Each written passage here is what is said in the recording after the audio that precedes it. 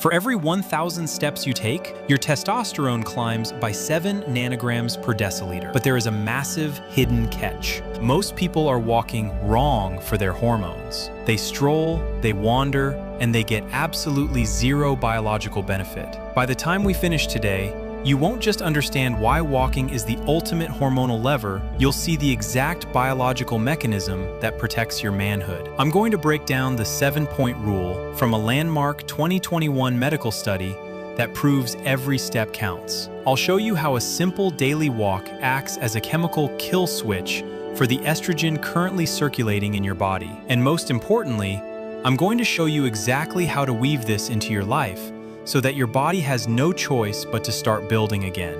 Before we look at why this works, we have to look at what happens when the movement stops. Consider a group of healthy, active young men, guys in their absolute prime. Researchers once put these men into a step count study where they were forced to reduce their daily activity. They didn't change their diet. They didn't deprive them of sleep. They simply told them, stop moving. They capped their steps at roughly 1,500 a day, essentially mimicking the lifestyle of the average modern office worker who goes from the bed to the car to the desk. The results were terrifying. In just 2 weeks, these healthy men saw a massive drop in their insulin sensitivity. Their bodies started storing fat at an accelerated rate. But the most shocking part? Their testosterone levels plummeted. Their bodies, sensing the lack of movement, essentially decided that reproductive mode was no longer necessary for survival. They shifted into hibernation mode. Then, the researchers reversed it. They told the men to start walking again, just walking. No heavy squats, no sprinting, just normal daily movement. Within days, the metabolic markers began to flip. The testosterone levels started to climb back up toward their baseline. This study proved one undeniable fact. Your body views a sedentary lifestyle as a biological emergency. When you stop moving, your testosterone doesn't just dip, it gets suppressed. But that was just about what happens when you stop. The real aha moment came in 2021, when researchers released a bombshell study using data from the US National Health and Nutrition Examination Survey. They looked at hundreds of men, tracking their exact step counts and their blood hormone levels. They didn't just find a link, they found a mathematical formula. They discovered that for every 1,000 additional steps a man took per day, his testosterone levels increased by 7 nanograms per deciliter. Let's do the math on that. If you're currently sedentary, taking only 4,000 steps a day, and you bump that up to 10,000 steps, that is a 6,000 step difference. That is a potential 42-point increase in your baseline testosterone just from walking. But here's the scary part of the data. When they looked at men taking fewer than 4,000 steps a day, the odds of those men having clinically low testosterone were sky high. When they compared them to men taking over 8,000 steps,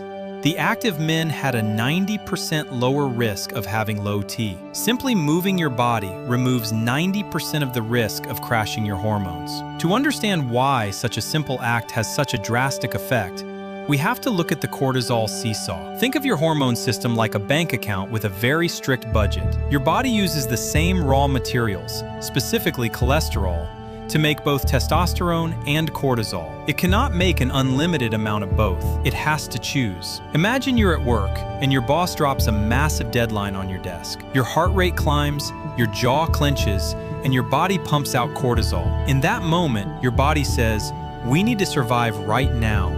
We don't need to thrive or reproduce." It steals the raw materials meant for your testosterone and uses them to build stress hormones instead. This is known as the cortisol steal. Walking is the ultimate antidote to this theft. When you engage in steady, rhythmic walking, you induce a state in the brain called optic flow. As the world moves past your eyes in a predictable rhythm, the amygdala, the fear center of your brain, actually quiets down. Walking literally lowers the volume on your stress response. While high-intensity exercise like sprinting actually raises cortisol temporarily because it is a physical stressor, walking lowers it. By walking, you are telling your body, "We are safe. We are not under attack." When cortisol drops, you free up those raw materials and give your body the resources it needs to start producing testosterone again. However, the cortisol steal isn't the only enemy. We also have to talk about the physical structure of your body, specifically the fat around your midsection. Not all fat is created equal. The fat on your arms or legs is mostly just storage.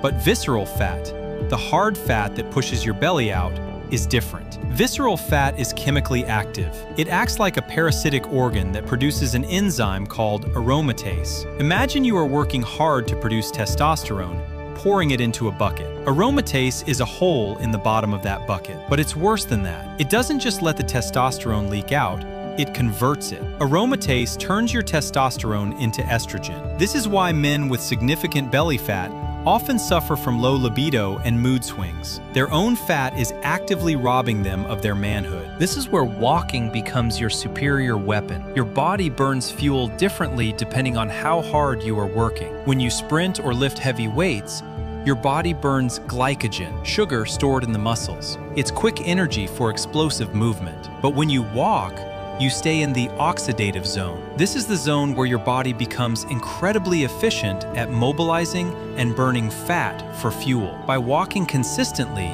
you are slowly starving the aromatase factory. You aren't just losing weight, you are removing the chemical weapon that is being used against you. But what about the food you eat? We've all experienced the food coma. You eat a big lunch, and an hour later, you want to curl up under your desk. That is your blood sugar spiking and crashing. When your blood sugar is chronically high, your body has to pump out insulin to manage it. High insulin levels are a direct signal to the testes to lower testosterone production. It's a protective mechanism. The body thinks the metabolism is broken and decides it's a bad time to reproduce. Most men try to fix this with brutal, restrictive diets that they eventually quit. But walking offers a backdoor solution. Your leg muscles, your quads, hamstrings, and glutes, are the largest muscles in your body. When you walk, these muscles contract thousands of times, acting like a giant sponge for blood sugar. They soak up glucose from your bloodstream without needing nearly as much insulin to do it. Imagine you've just finished a large dinner. Instead of sitting on the couch to watch TV, you step outside for just 10 minutes. By doing this,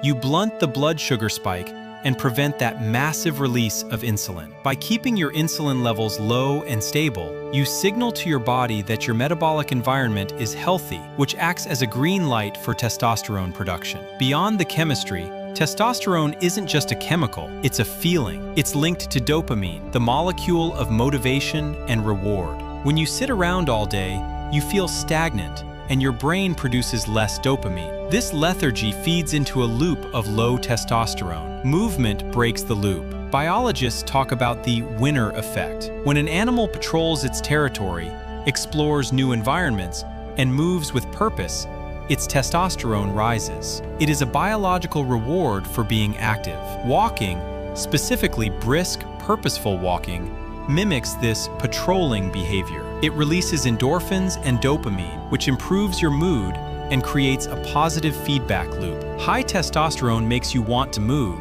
but the act of moving makes your body want to produce testosterone. By forcing yourself to walk, even when you don't feel like it, you are jump-starting the engine. Now, how do you actually turn this into a reality? You don't need a complicated training manual, but you do need to understand the 3 pillars of a testosterone walk. First, let's talk about the pace. A casual stroll is great for your mental health, but for your hormones, you need to pick it up. Imagine you're walking through a busy airport and you're slightly late for your flight. You aren't running, but you're moving with intention. You should be breathing harder than normal, but still able to speak in short sentences. This is the sweet spot that burns fat without spiking cortisol. Next, consider the timing. As we discussed with the sugar sponge effect, the most effective time to walk is right after you eat. Instead of one long, grueling walk in the morning, try to split it up. 10 minutes after lunch, 15 minutes after dinner. This dosing strategy keeps your metabolism humming all day long and keeps your insulin levels in check. Finally,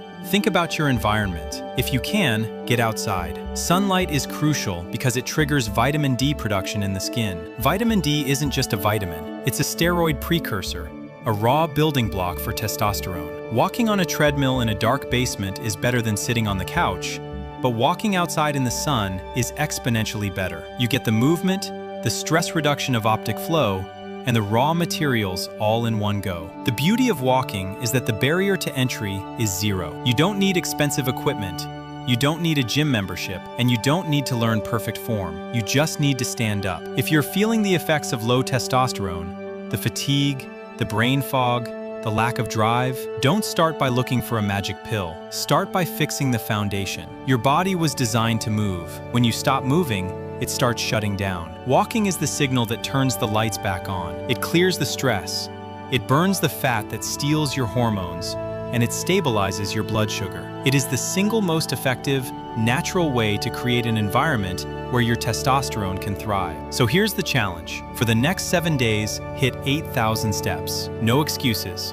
Rain or shine, do it for a week, and then ask yourself how you feel. You won't just feel lighter, you will feel the engine finally turning over again. Start walking. Your body will do the rest.